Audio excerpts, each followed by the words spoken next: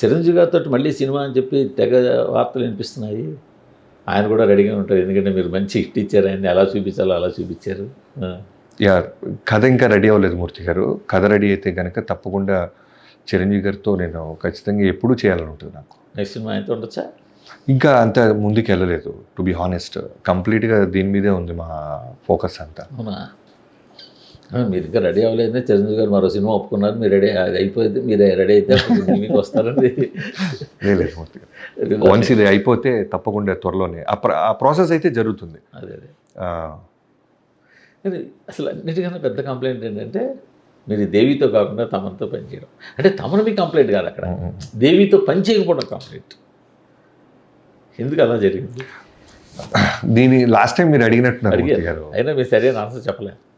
దీనికి ఒకటే ఆన్సర్ ఏంటంటే మీ ప్రొడ్యూసర్ గారికి అది మీకు ఎలాంటి ఇన్ఫర్మేషన్ వచ్చిందో నాకు తెలియదు, కానీ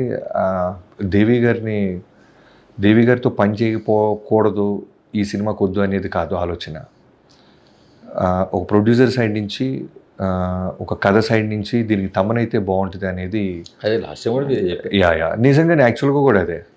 అంతే తప్ప ఇప్పుడు రేపొద్దున కాదు, ఇప్పుడు నేను రేపొద్దున నేను మళ్ళీ ఇంకో పెద్ద హీరోతో సినిమా చేస్తాను, దానికి దేవి గారు అవుతారు. తర్వాత మీరు దేవి గారు మ్యూజిక్ డైరెక్టర్ అయితే మరి తమన్ ఎందుకు వదిలేశారని అడగకూడదు.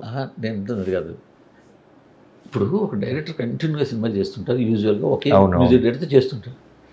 ఒకే కథ చేయరు కదా, రకరకాల కథలతో మ్యూజిక్ డైరెక్టర్స్ కూడా కెమెరామెన్లు మారుతుంటారు కదా మూర్తి గారు. సాధారణంగా మారుతారు, చాలా రేర్గా మారుతుంటారు. అంటే కెమెరామెన్ మారుస్తున్నారు, కెమెరామెన్ మారుస్తారు, ఎడిటర్లు మారుతారు, ఫైట్ మాస్టర్లు మారుతూ ఉంటారు. అలానే మ్యూజిక్ డైరెక్టర్లు కూడా మారుతారు. అందులో మీకు బాగా సింక్ కదా, అందుకని జనాలు వేర్ ఈజ్ ద పార్టీ అని లాస్ట్ బిఫోర్ ఇది సంక్రాంతికి ఊపారు కదా. కానీ ఈసారి అలాంటి ఊపు పాట ఇంకా రాబోతుందండి. అవునా? చాలా ఊపు పాట రెడీగా ఉంచాం. అలాంటి తోటి ఉండాలి మీ మాట. ఉంది సాలిడ్ పాట ఉంది.